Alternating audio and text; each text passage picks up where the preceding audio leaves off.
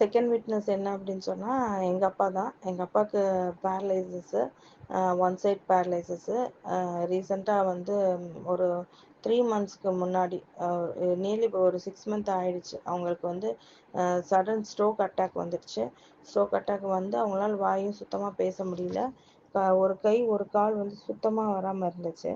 So நம்மளோட ஸ்டெம்வி ஒராக்வி ரெண்டுமே வந்து நான் கொடுத்தேன். ரெண்டுமே வந்துட்டு பாஸ்ட் இப்போ 2 months எடுத்துட்ருக்காங்க சார்.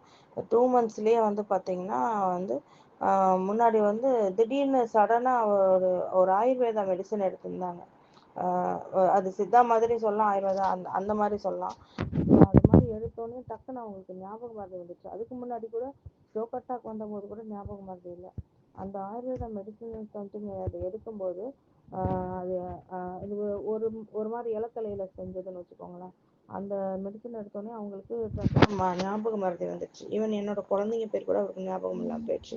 அதுக்கப்புறம் நான் ரொம்ப பயந்துட்டு என்ன பண்ணிட்டேன்னா, இனிமே வந்து இது பண்ணாதீங்க, இனிமேல் அந்த மெடிசன் எடுக்காதீங்க, நான் கொடுக்கறத எடுங்க அப்படின்னு சொல்லி ஃபர்ஸ்ட் 2 month அவங்களுக்கு அக்குபஞ்சர் நீடலும் போட்டுட்ருக்கேன், ஸ்டெமி அண்ட் ஒராக்வி ரெண்டுமே கொடுத்துட்ருக்கேன். ஸோ இது எல்லாம் சேர்த்து கொடுத்துட்ருக்கனால அவங்களுக்கு பார்த்தீங்கன்னா இப்போ நல்ல பேச ஆரம்பிச்சிட்டாங்க. ஞாபக சக்தி வந்துடுச்சு. அதுவும் எப்போவோ நடந்த விஷயம் எல்லாமே சொல்கிறாங்க அவங்க. அவங்க அம்மா இறந்தப்ப வந்து என்ன நடந்தது, அவங்க அம்மா இறந்தப்ப நாள் வந்து என்ன நடந்தது, அது முதற்கொண்டு சொல்கிறாங்க. அதெல்லாம் மோர் தென் ஒரு 20 years கிட்ட ஆகுது. ஸோ அன்னைக்கு முதற்கொண்டு எல்லா விஷயமும் ஞாபகத்துக்கு வந்து சொல்ல ஆரம்பிச்சிட்டாங்க. அது போக வந்து இப்போ நடக்க ஆரம்பிக்கிறாங்க சார். அதான் பெரிய விஷயம். அவங்க காலில் இப்போ ஸ்ட்ரென்த் வர ஆரம்பிச்சிருக்கு. ஸோ நான் பல்ஸ் பார்த்துட்டு 75% ஆஃப் பல்ஸ் அவங்களுக்கு வந்துடுச்சு, ரெக்கவரி பண்ணிட்டேன். அதே போல் வந்து இப்போ வந்து ஸ்டெப் எடுத்து வைக்கிறாங்க சார். அதான் பெரிய விஷயமா இருக்குது எனக்கு. ஏன்னா அவங்க ஸ்டெப் எடுத்து வைப்பாங்களா என்னன்னே ஒரு வியப்பில் இருந்தது. ஏன்னா ஸ்ட்ரோக்குன்னு வந்துடுச்சுனாவே நம்ம சொல்ல முடியாது, எது எப்போ வரும் எப்போ போகும் எதுவுமே சொல்ல முடியாது.